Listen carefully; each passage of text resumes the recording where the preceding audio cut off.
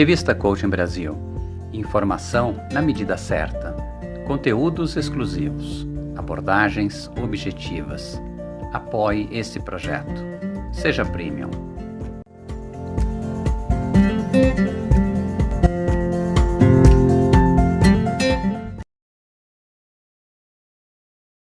Hoje vamos ter mais um papo muito bacana sobre esse nosso dossiê que está fazendo um sucesso muito grande, não é por menos, falando sobre comunicação. E nosso tema desse dossiê, comunicação autêntica. E comunicação autêntica, muita gente está perguntando, né, o que é essa comunicação autêntica? Qual é a diferença da nossa comunicação normal? E é exatamente isso que a gente vai trazer a Michele, que é autora também nesse nosso dossiê, em parceria com a Carolina Messias. Então elas escreveram um artigo intitulado Humanizar a Comunicação, reivindicar e pesquisar práticas comunicativas humanizadas. Olá, Michele, bom dia. Bom dia. Você acha que nossa comunicação ela vai fluir bem? Acho que sim, espero. Olha, depois de ler seu artigo, a gente fica, deixa aqui escolher o termo, se é receoso. Receoso de se comunicar, fala, será que eu estou fazendo isso certo? Caramba, a comunicação é algo muito mais complicado do que eu tinha pensado. Pelo contrário, é o mais simples do que a gente conseguiu criar como humanidade depois de tanto tempo, a partir de tantas mediações tecnológicas. Bom dia, Luciano. Dia. Que prazer estar aqui com você, que prazer escrever, né, esse artigo para um número especial da revista. Realmente eu estava te ouvindo falar que ele está fazendo sucesso, mas porque eu acho que a comunicação ela é um tema muito do momento, né? Acho que a gente vive, o Dominique Volton, que é um estudioso francês, ele fala que a gente está vivendo um momento de excesso de expressividade, mas pouca comunicação. E eu acho que a comunicação virou mesmo uma coisa muito central nas nossas vidas, né? A gente fica na rede social, se expressando o tempo inteiro, mas de fato a gente está conseguindo se comunicar, né? Como seres humanos, a gente está conseguindo se escutar, a gente está conseguindo conversar, travar bons diálogos. E aí eu acho que a nossa pesquisa, né, a minha e a da Carol, ela nasceu um pouco desse incômodo, sabe? Então a gente acha que a gente está se comunicando demais, mas na verdade isso tudo que está acontecendo, será que não é um monte de excesso? E na verdade é a comunicação autêntica, essa coisa humana, né, de a gente se ouvir, da gente se escutar, da gente conseguir de fato dialogar com as pessoas. Será que a gente está conseguindo fazer isso com toda essa parafernália tecnológica que a gente inventou? Acho que é sobre isso. E aí, acho que a autenticidade tem a ver com a gente voltar para o simples mesmo, né? E tentar se reconectar com a proposta dessa comunicação mais autêntica, que no fundo é o diálogo entre duas ou mais pessoas, né? Tentando construir algo em comum. Exatamente. Michele, eu fiz aqui 500 anotações em cima do artigo seu e da Carolina. A gente tem material aqui para fazer um seminário de 8 dias, mas vamos conversar aqui por mais ou menos 1 hora. Vamos ver o que vai acontecer. Mas antes da gente continuar, quem já está acostumado aqui com as nossas lives já está esperando pela minha pergunta, né? Que é a pergunta que eu começo todas as lives e webinários com as pessoas. Pergunta essa muito simples, que demanda uma resposta também muito rápida e simples. Michele Prazeres, quem é você? Pergunta bela e difícil, né? Como a vida. Eu gosto de dizer que eu tenho um monte de credenciais, mas a minha melhor é que eu sou mãe do Miguel e do Francisco. O Miguel tem 10, o Francisco tem 5. Acho que foi depois da chegada do meu primeiro filho, né, o Mig, que eu encontrei, assim, o fio que conecta as minhas experiências de vida, né? E aí, sim, sou professora, sou pesquisadora. Hoje em dia dou aula numa faculdade aqui de São Paulo chamada Casper Libero, no programa de mestrado e também na graduação em jornalismo e na pós. E a minha pesquisa atual tem a ver com pensar as mediações entre a comunicação e a cultura slow, que tem a ver com essa pesquisa com o movimento slow, né? Enfim, nasceu na década de 80 na Itália com o slow food e foi se espraiando para outros âmbitos da vida, porque a gente vive um processo de aceleração social, técnica e do tempo, né? E é isso que eu pesquiso, atrelado ao universo da comunicação. E aí, com essa história de pesquisa, a minha pesquisa sempre envolveu tecnologia, né? E primeiro os movimentos sociais, depois a educação.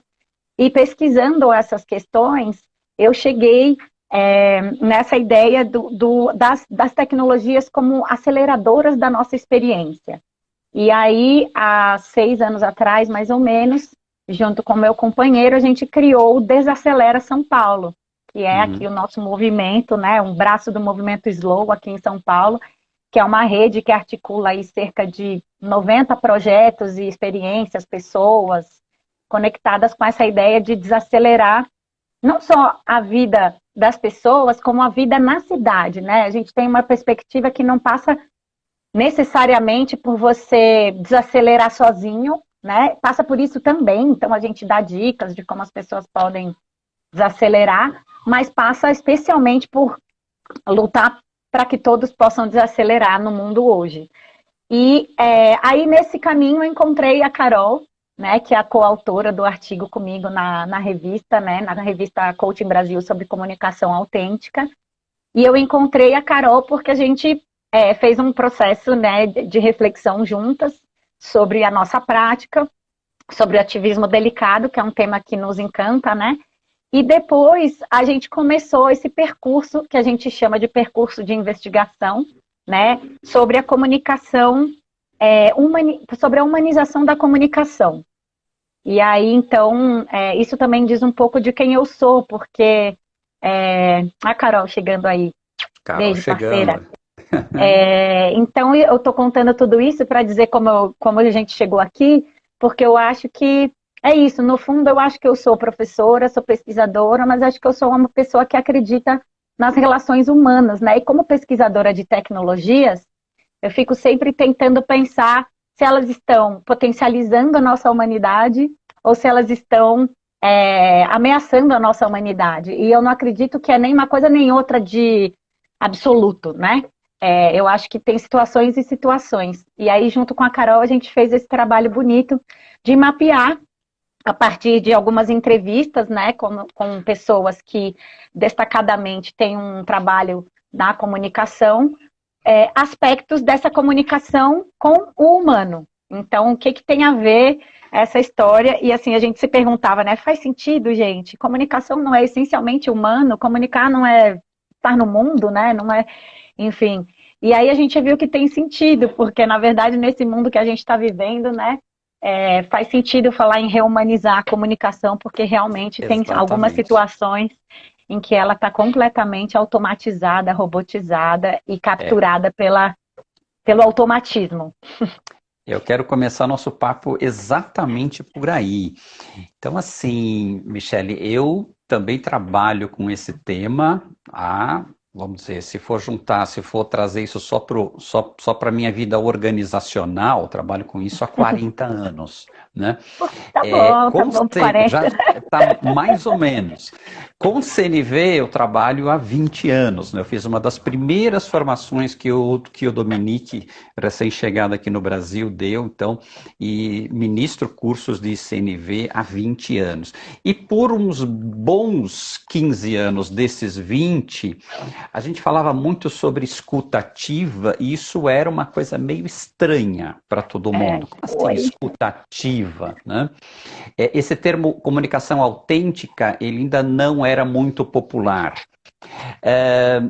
Mas aí a gente vê todo um movimento acontecendo de um utilitarismo muito grande, e esse utilitarismo finalmente chegou à CNV, esse utilitarismo chegou à comunicação, esse utilitarismo vai chegando a todos os âmbitos, chegou ao coaching, né, e fez um estrago tremendo a imagem do coaching.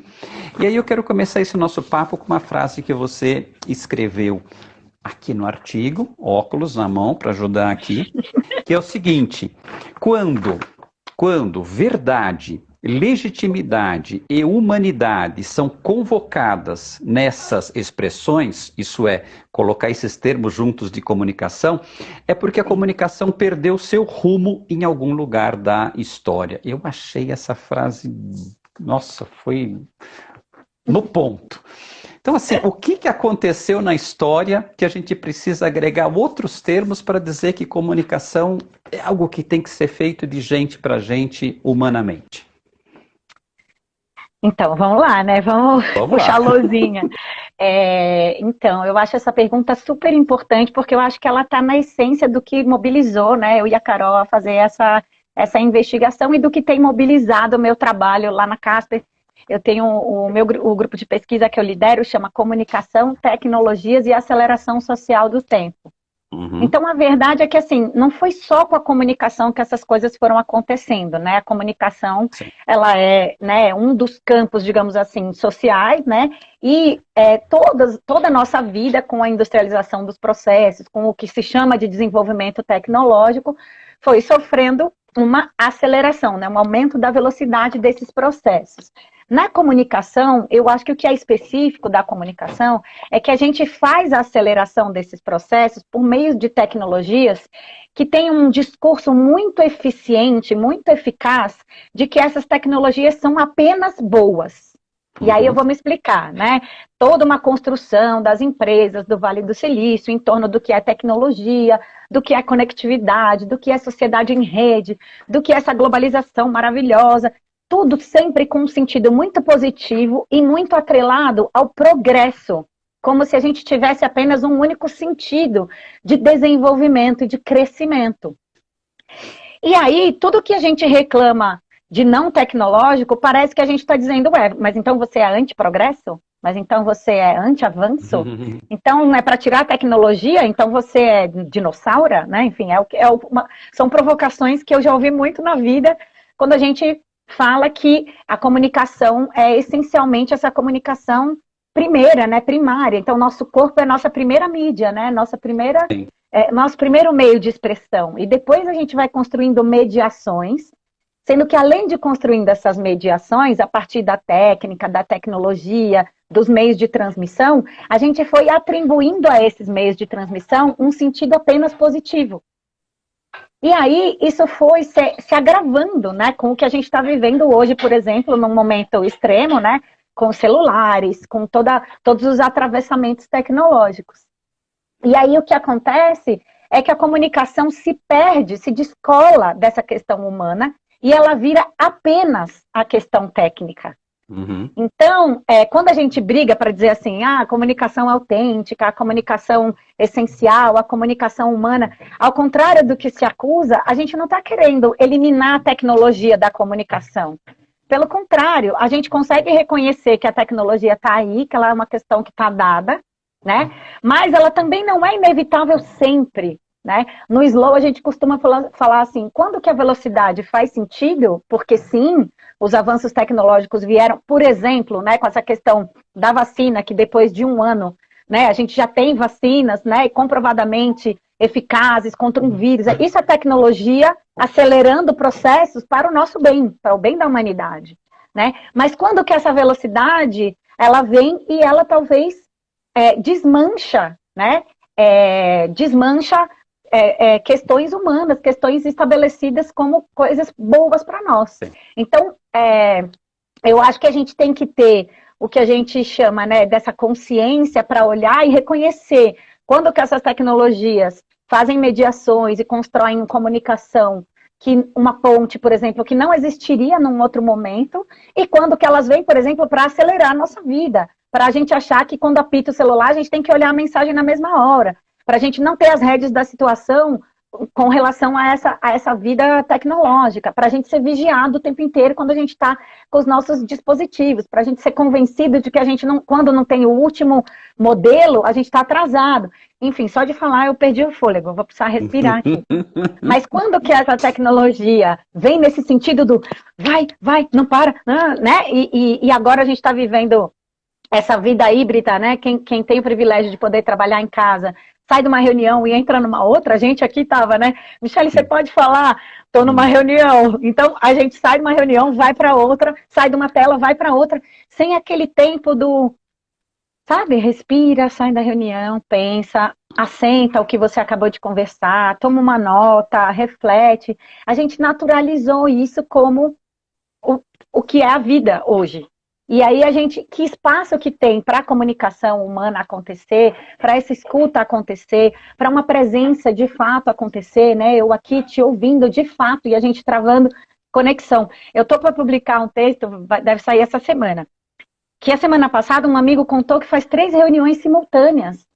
Como que a gente espera que a comunicação aconteça, né? Com 3 reuniões simultâneas. O que a gente está entendendo que está envolvido aí e que vai ser mais eficaz, ou mais produtivo, ou mais o quê, sabe? Até que ponto, né, assim, em que ponto chegamos com essa humanidade que a gente construiu e que a gente fica refém dessas lógicas, né? Como se isso fosse levar a gente para algum progresso, porque aí eu volto à minha questão inicial, né? Que não vai ser humano, né? As pessoas estão adoecendo, as pessoas estão tendo burnout, as pessoas estão tendo depressão, as pessoas estão tendo ansiedade, né? Então, que comunicação a gente acha que a gente está fazendo, né? Com essa aceleração toda? Quando, na verdade, né? Comunicação, aí vale a pena a gente resgatar o sentido essencial da palavra, né? Ela começa com comum, que vem de comunitário, que vem de filiação, que vem de você encontrar seus iguais, que vem de você encontrar sentido, que vem de você estabelecer pontes, vínculos, pertença. Comum é isso, né? Comum é de comunidade. E o que a gente está criando com essa comunicação, né? Sem verdade, sem legitimidade, sem humanidade. Quando a gente precisa dizer comunicação, humanizar a comunicação é sinal de que tem alguma coisa muito errada na comunicação que a gente está fazendo.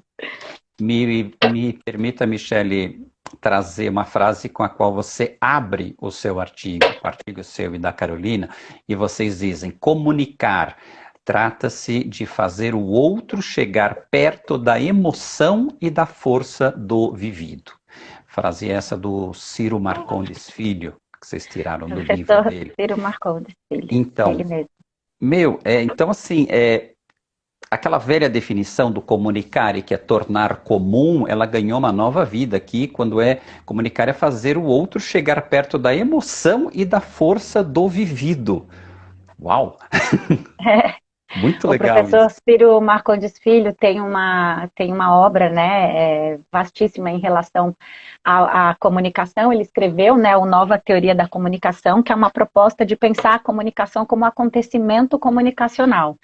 Eu gosto muito dessa ideia porque ela tem muito a ver com a ideia, primeiro, do trabalho da Carol, né, de autoria. Então, você tá presente, né, como autor daquele momento da comunicação, e tem a ver também com a questão da temporalidade, porque o professor Ciro Marcondes Filho, ele vai dizer que toda comunicação, ela acontece no tempo justo, no tempo que ela precisa ter. Uhum. Então, por mais que pareça ser uma raridade, eu tenho certeza que todo mundo que está aqui ouvindo a gente já passou por experiências onde ficou horas tentando comunicar alguma ideia e não conseguiu, porque não tinha, né, uma atenção plena, não tinha um contrato ali bem estabelecido, não tinha um ambiente apropriado, não tinha uma disposição para ressonância, como o Helmut Rosa vai falar, né? As pessoas não estavam ali dispostas Sim. a deixar aquilo ressoar. Aquele ambiente estava errado, aquelas pessoas não estavam ali, enfim, tinha vários fatores que contribuíram para, mesmo num tempo largo, aquela comunicação não se estabelecer. E quantas vezes, num tempo curto, mais suficiente, você conseguiu passar a mensagem ou escutar uma mensagem e falar, putz, eu, de fato, me identifiquei com isso, eu estou vendo sentido no que essa pessoa está falando. Porque não tem a ver com demora, né? Tem a ver com o tempo bergsoniano que o Ciro fala, né? Que é o tempo de duração, que é a pesquisa do Bergson, que ele fala isso, né? A comunicação, ela tem uma duração, e essa duração é o durante, é o entre, é o que sai daqui e é o que chega aí, mas que nunca vai ser decifrável por um terceiro ente, né? Exatamente. Então parece um acontecimento raro, mas na prática a gente está falando dessas coisas todas que eu e a Carol falamos aqui no artigo, né? Do diálogo, do ambiente, da afetividade, de visualidades, de uma sensorialidade, né? De você estar ali presente, de você estar disposto a escutar e a interpretar, né? A construir alguma memória, a ser, de alguma forma, uma coisa que faz sentido para você na sua vida. Quando isso acontece, tem verdade, tem comunicação autêntica acontecendo. Não é um acontecimento raro, ao contrário de que muitas pessoas, né, podem achar quando a gente fala que comunicação é quando tem, então, as partes dispostas ao diálogo. Isso é muito Paulo Freire também, né, Luciano? Uhum. Paulo Freire falava bastante do diálogo como um acontecimento entre duas pessoas que querem construir um vínculo afetivo, né? Ele partia desse lugar para entender a educação como um processo comunicativo, né? Exato. Porque é um processo de comunicação, basicamente. E olha só que coisa interessante. Essa fala sua hoje virou discurso de comunista. Então, a hora que a gente traz isso para a realidade que a gente vive hoje, histórica, no mundo e no Brasil em particular, que reflete muito o que está acontecendo no mundo, o que eu quero trazer para você agora é isso.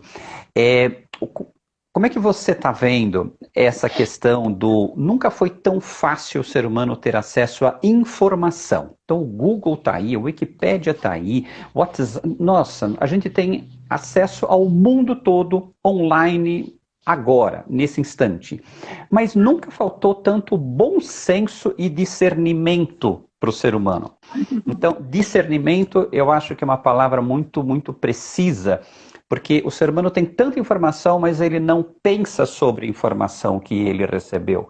Por isso que aquilo que se chama hoje de a tia do WhatsApp, que o pessoal manda um monte de mensagem, e as pessoas recebem essa mensagem, já acreditam nela e já saem proliferando essa mensagem para aí. Então, como é que você está vendo esse fenômeno dessa falta de discernimento? A falta sobre pensar naquela informação que você recebe?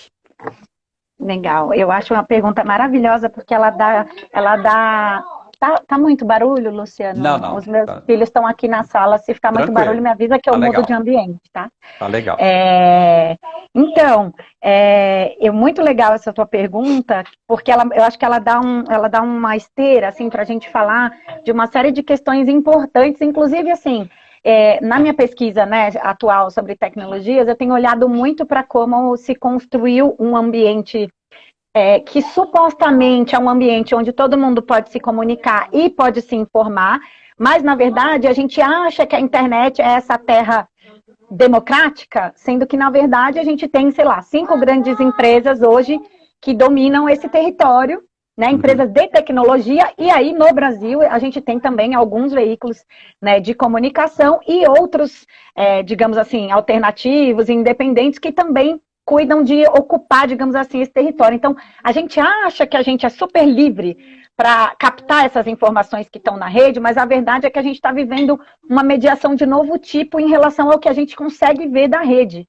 Porque a gente tem algumas empresas decidindo o que a gente pode ver ou o que é apropriado para nós, com base no nosso padrão, digamos assim, de comportamento e de consumo, e a gente tem outras tantas pessoas produzindo informação, e não necessariamente, aí tem um corporativismo, né? Porque como eu tenho formação de jornalista e dou aula numa escola de jornalismo, essas pessoas produzindo informação sem necessariamente ter passado por uma formação ética, por uma formação estética e por uma responsabilidade com a informação que, por exemplo, o jornalista precisa ter, né? Então, quando você tem pessoas produzindo informação nessa rede e empresas definindo o que você vai e o que você não vai ver, né? O que vai passar na sua timeline e o que não vai passar na sua timeline, essa liberdade, ela é relativa. Então, esse é um primeiro ponto.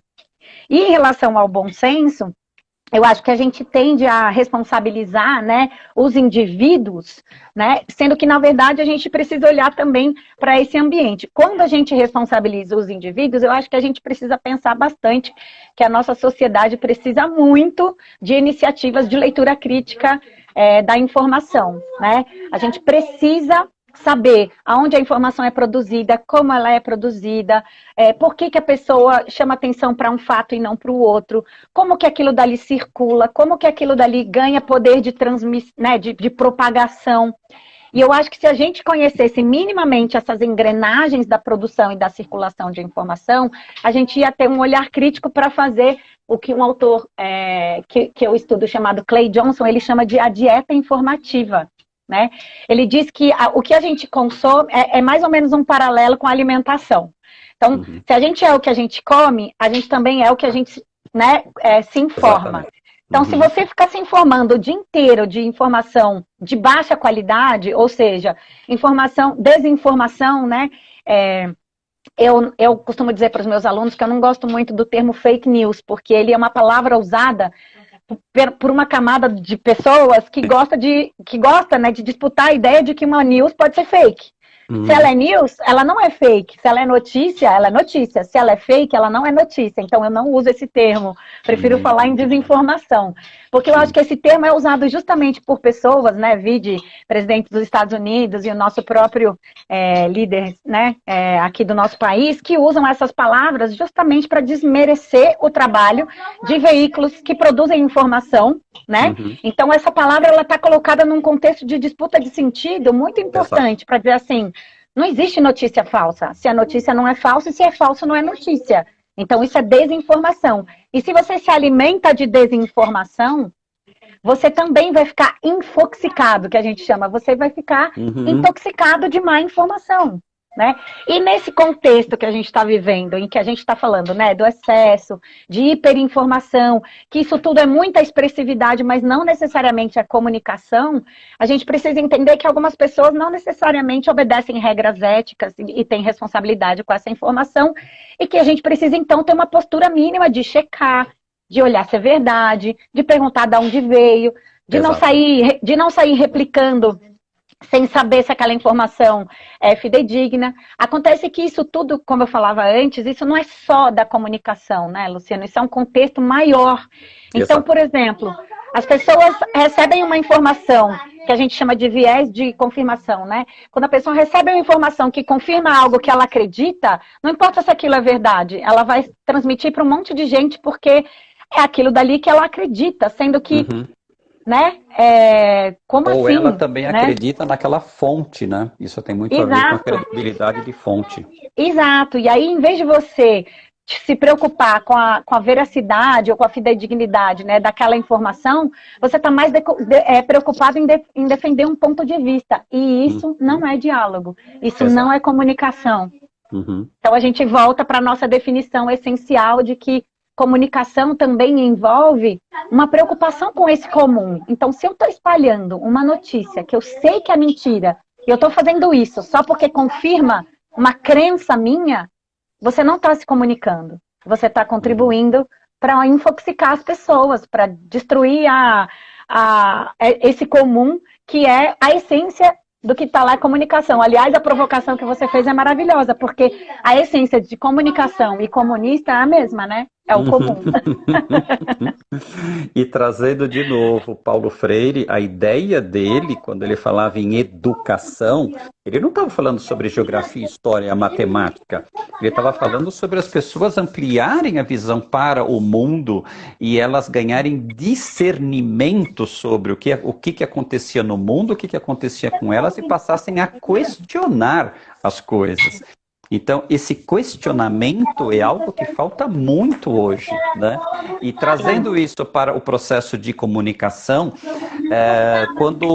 quando um casal está tendo uma DR, né? Uma coisa aqui para nós super comum. Esse questionamento seria fundamental quando uma pessoa diz, mas você é muito grosso. E fazer um questionamento, o que você está querendo dizer com grosso? O que está embutido nessa palavra? Exatamente. Né? Então, assim, na CNV, a gente aprendeu a trazer questionamentos muito simples para a gente abrir uma caixinha preta que vira foco de uma outra briga e que podia ser desarmado ali. Então, a nossa comunicação ela é cheia de bombas e essas bombas estão nessas caixinhas pretas, né? No fundo, quando a pessoa fala, a gente tem que aprender a ouvir, né, Luciano? E essa aceleração impede muito a gente de ouvir, porque ela nos rouba muito a atenção plena. E eu acho que, quando eu falei dos meus filhos no começo da live, eu acho que as crianças, elas trazem muito a nossa vida para o aqui e agora, né? Então, elas trazem muito esse exercício de... É isso, você é grosso. Na verdade, quando a pessoa fala você é grosso, talvez ela esteja querendo dizer assim, será que você pode parar de gritar e me ouvir? Sim, Pode ser isso que está por trás de uma fala de você é grosso, né? exatamente. Será que você pode parar de ser rude e entender que eu estou precisando um pouco da sua atenção? Será que você pode entender que o que está aqui em jogo não é isso e, na verdade, eu estou com um problema que você, como você não escutou, eu estou explodindo com você por um outro motivo?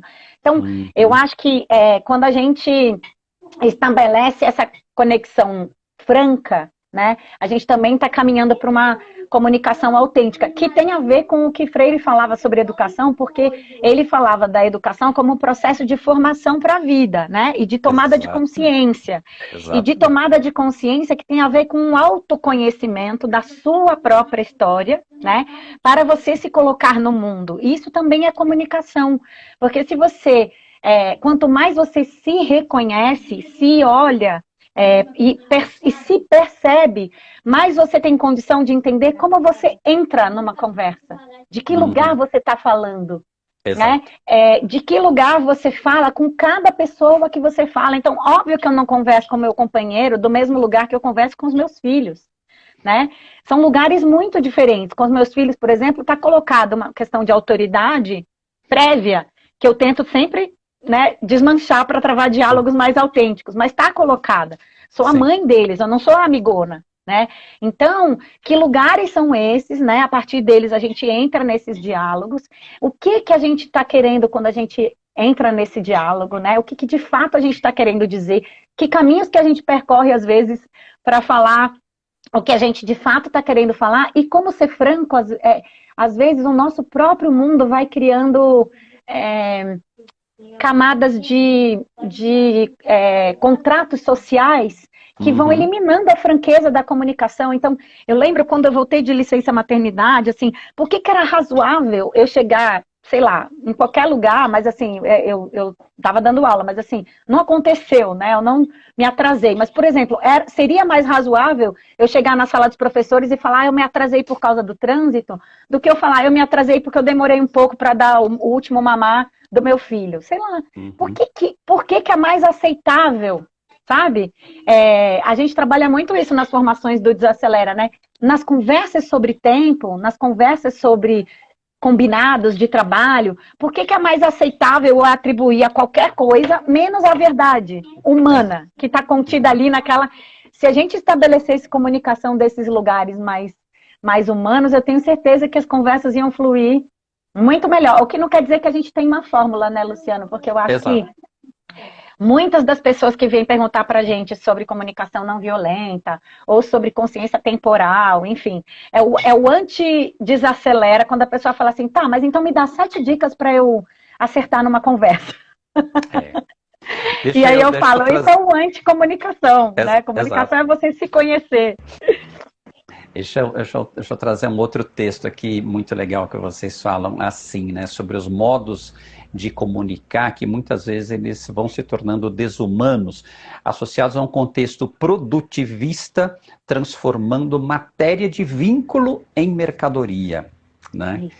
Então, assim, cara, o que a gente está fazendo com a nossa comunicação, visando manipular essa comunicação para atingir um determinado objetivo.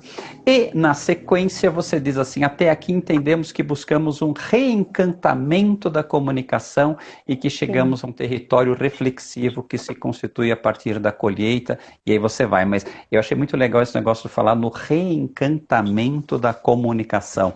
Conta um pouquinho pra gente sobre isso.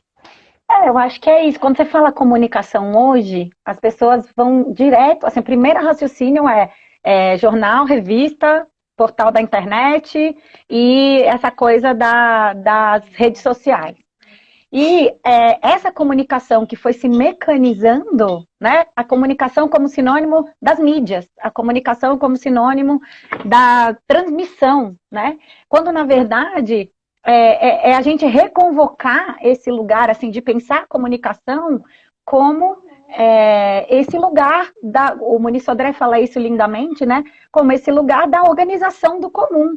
Então, tem comunicação numa comunidade, tem comunicação numa vila, tem comunicação numa família, tem comunicação numa escola, tem comunicação na reunião de trabalho, tem comunicação em todas essas partes, mesmo quando não tem mediação tecnológica.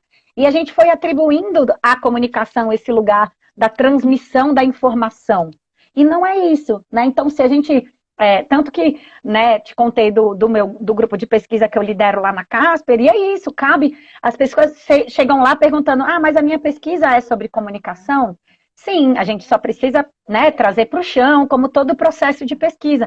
Mas eu quero pesquisar a relação das pessoas numa escola, eu quero pesquisar as relações de trabalho, eu quero pesquisar as construções de sentido numa horta comunitária. Tudo isso também é comunicação, nesse sentido da comunicação como organizadora do fazer comum. E quando a gente se fala em reencantar, a gente está querendo dizer justamente que a gente quer ir tirando esses véus tecnológicos e colocando de volta os véus humanos da comunicação. Porque, de fato, se a gente deixar a comunicação ser apreendida apenas por esse sentido técnico e tecnológico, a gente vai estar perdendo uma grande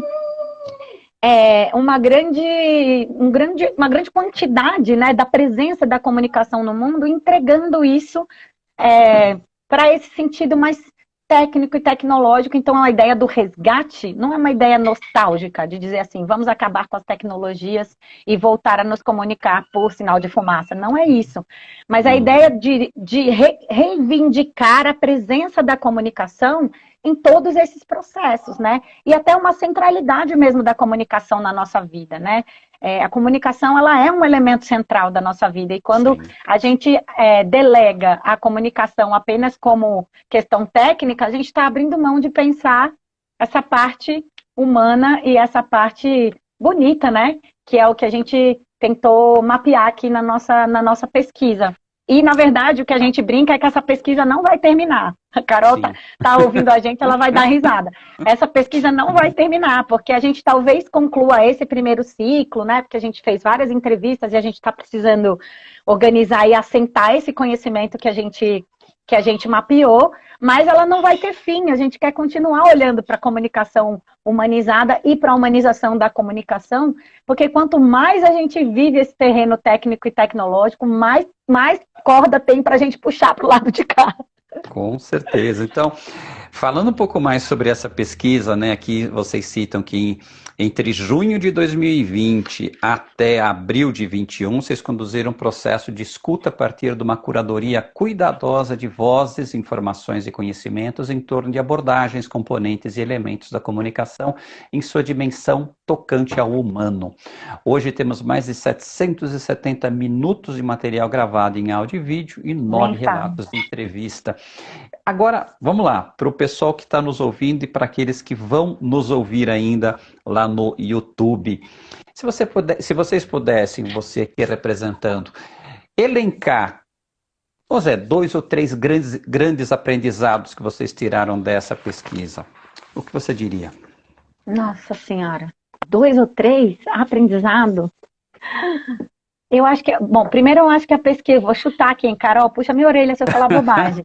Eu acho que a pesquisa foi uma meta-pesquisa, no sentido de que a gente saía de cada entrevista falando assim, bom, o que aconteceu aqui foi comunicação, né? Humana, humanizada, e a gente ficava, essa sensação do reencantamento, acho que sai muito essa frase de um lugar que, assim, a gente saía encantada. Porque quando um processo de comunicação de fato acontece sobre um tema, né, que é de interesse de todo mundo que estava ali, sobre o tema que é apaixonante da vida daquela pessoa, sobre uma pessoa que é tão significativa para nós, né, e que a gente falou com gente, enfim, que a gente admira muito, tal. Então, essa conexão, que olha a palavra que eu usei, né? Não é conexão tecnológica, não é essa conexão técnica que a gente está tendo aqui para poder fazer não é a conexão da internet, né? É conexão, de fato, né? A gente saía, assim, ficava dias, né, com aquilo dali presente, aí ia escrever um relato, enfim. Eu acho que o processo todo foi um processo, um metaprocesso, né? Assim, o que a gente fez foi comunicação e agora a gente vai tentar fazer o que a gente escreveu ali na frase do Ciro, né? Tentar fazer quem lê a gente chegar perto da emoção e da força do que a gente viveu, né? Então a gente vai tentar comunicar isso. Eu acho que esse foi um aprendizado muito grande e eu acho que, não sei, a gente conversou com tanta gente sobre diálogo, sobre orgânico, sobre assertividade, sobre comunicação face a face, sensorialidade. Estou vendo aqui os temas, a autoria, né, essa coisa da delicadeza. Enfim, a gente falou sobre comunicação e o feminino também, a gente falou sobre a autoria.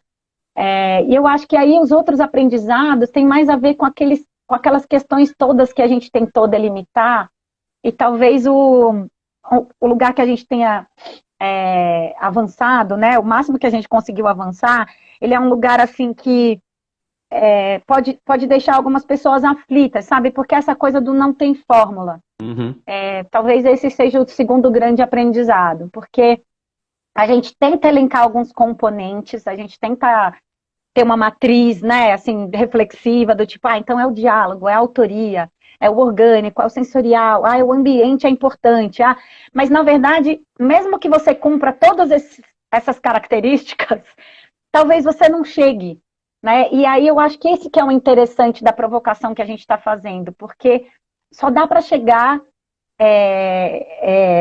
com aprendizado, com treino, com prática, né? Com disposição, com ambiente, com diálogo, com escuta, mas mesmo que você tenha isso tudo, talvez você não chegue no sentido de que não é uma coisa que termina, né? Talvez a comunicação humanizada, ela está sempre viva. E eu acho que a gente está vivendo um momento tão angustiante da nossa vida, mas que está ensinando tanto para a gente sobre controle, né? Sim. E a gente, acho que sempre que a gente leva a comunicação para a questão técnica, a gente está tentando controlar. E dizer assim, então se eu cumprir todos esses níveis aqui, essas dimensões, esses sabores, que nem a Cris está falando aqui no chat, eu vou conseguir. E não se trata disso, né? Se trata da gente tentar se conhecer cada vez mais, saber daquele contexto específico, o que é necessário ali, o que você vai ter que lançar mão naquela situação, e como você pode estar presente naquele momento, naquele contexto, lançando mão das ferramentas que estão disponíveis ali. Então, acho que é isso, são dois aprendizados. Um que foi um metaprocesso, porque a gente, de fato, quer agora conseguir comunicar a força do que a gente viveu, e talvez um segundo aprendizado de que dá para aprender, dá para ensinar, tem que praticar, mas nunca vai acabar. Exatamente. E é por isso que é gostoso, porque a gente é apaixonado pelo que a gente faz, né, Luciano? Então a gente pesquisa aí há 40 anos e nunca vai acabar, porque está vivo, né? Como tudo que é vivo, como tudo que está na natureza. E eu acho que é isso, a gente reclama também na pesquisa esse lugar do humano-natureza, né? Então, como tudo que está na natureza, a gente está vivo, então a gente está dinâmico, né? A Carol escreveu, não se trata de conseguir, se trata de viver e conviver na comunicação consigo e com o outro. Exatamente. É isso, e como a gente vive um mundo que empurra muito a gente para o resultado, a gente tem que estar o tempo todo se justificando que, por exemplo, essa pesquisa, ela não tem um resultado final, ela tem uma sistematização de um momento desse ciclo. Mas isso não é um resultado, isso não é uma solução, isso não é uma fórmula. Então, esse mundo que empurra o tempo todo a gente para esse lugar é um mundo muito colonizado pelos saberes ocidentais, que a gente tem que batalhar, inclusive, para contrapor, né? Para dizer assim, vamos descolonizar a comunicação. O Paulo falou para a gente bastante sobre isso, né? Sobre o que é comunicação decolonial na nossa pesquisa, porque a gente tem posturas muito coloniais de querer chegar, resolver, solucionar, né? Ou replicar. Tem muito esse lugar do replicar também, né? Na CNV você deve enfrentar isso direto, né? Então a metodologia, então posso replicar? Aí você fala, não, Só que não. não dá.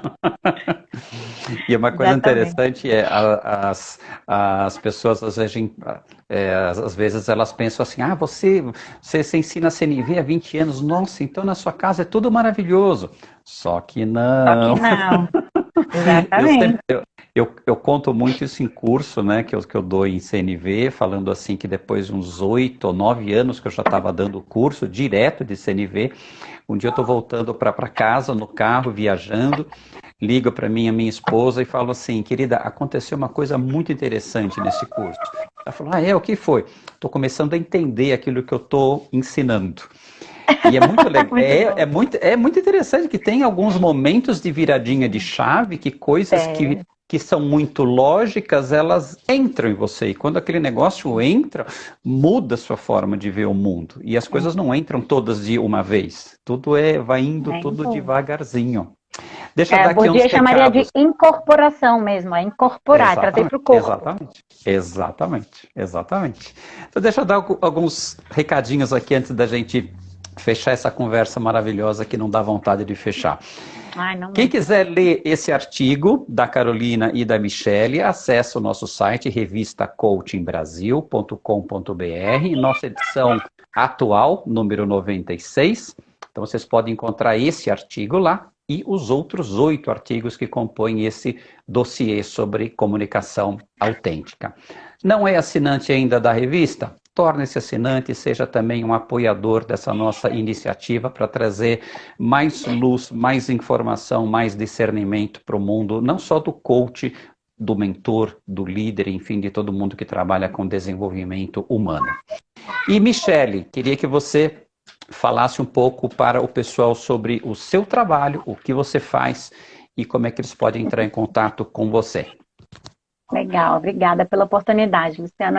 Eu e a Carol, a gente organiza o nosso processo de pesquisa no site, que é um site dentro do site do Desacelera, é desacelerasp.com.br/comunicação, comunicacal, né? Uhum. Então, é um site onde a gente organiza a pesquisa. A gente também vai mandando o passo a passo da pesquisa no boletim do Desacelera, então dá para entrar no site, se cadastrar, é só colocar o e-mail.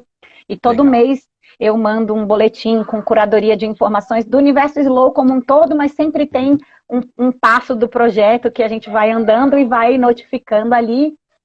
E o Desacelera a gente diz que é uma desaceleradora de pessoas e negócios, porque a gente tem a nossa escola do tempo e a gente trabalha com desenvolvimento de lideranças para a questão do tempo, das temporalidades, da gestão do tempo dentro das empresas e das corporações e das organizações como um todo. Então, a gente tem esse braço também. E lá na Casper eu estou pesquisando isso, então quem tiver vontade de fazer um mestrado ou uma pesquisa científica sobre esse assunto, também convido a ir lá pesquisar comigo, porque é um campo muito fascinante, né, Luciano? Eu acho que a gente tem que, na verdade, assim, não gosto muito da ideia de que a gente só pode trabalhar com o que a gente ama, porque tem gente que precisa trabalhar e não necessariamente tem esse privilégio. Mas eu amo muito o que eu trabalho, amo muito o que eu faço, e quando a gente fala assim de forma acalorada, apaixonada, é porque vem um pouco desse lugar, né, de pesquisadora, de comunicadora, né, também faço comunicação, então de um lugar muito de paixão mesmo para mover e de acreditar que fazendo isso a gente pode ir transformando pequenas estruturas, né, da nossa realidade, né? A gente pode ir fazendo as pessoas se comunicarem de uma forma mais autêntica, mais humana, mais respeitosa, mais atenciosa, e que essa comunicação pode ser capaz de transformar pequenas e grandes estruturas e, portanto, mudar um pouco o mundo que a gente vive, onde existe tanta, como diria o Bolton, né, incomunicação. Legal, Obrigada pela maravilha. oportunidade de conversar com você, é sempre uma E se delícia, alguém porque está é o que ouvindo você você? falou, né? E se alguém está ouvindo você agora e falando, caramba, eu preciso levar essa mulher para minha empresa? Como é que faz? Como é que entra em contato com você? Pelo direct do Desacelera ou pelo micheleprazeres@gmail.com, Michele com 2 L's. Pronto, agora ficou fácil. Então é isso daí. Michele, gratidão pela sua Eu que participação no agradeço. nosso dossiê, Muito gratidão por obrigada. essa nossa conversa, pela sua disponibilidade aqui também. E nós tivemos um fluxo bem legal de gente aqui, e depois, quando eu subir esse vídeo no YouTube, eu divulgo novamente nas nossas redes, e a gente vai ter mais gente desfrutando um pouquinho de Michele Prazeres. Maravilhoso. Muito obrigada, Luciano. A minha mãe estava acompanhando, ela deve ter adorado que você falou tanto em discernimento, porque, gente, é um conselho de vida dela para todos os filhos. Nossa, Obrigada pela oportunidade de conversar e estou super à disposição, hein? Conta comigo. É isso, a gente faz amando o que faz. maravilha. Gratidão, minha cara. Obrigada. Pessoal, Boa muito semana. obrigado.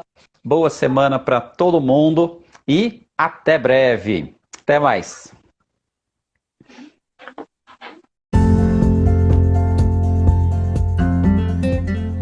Revista Coaching Brasil. Informação na medida certa. Conteúdos exclusivos. Abordagens objetivas. Apoie este projeto. Seja premium.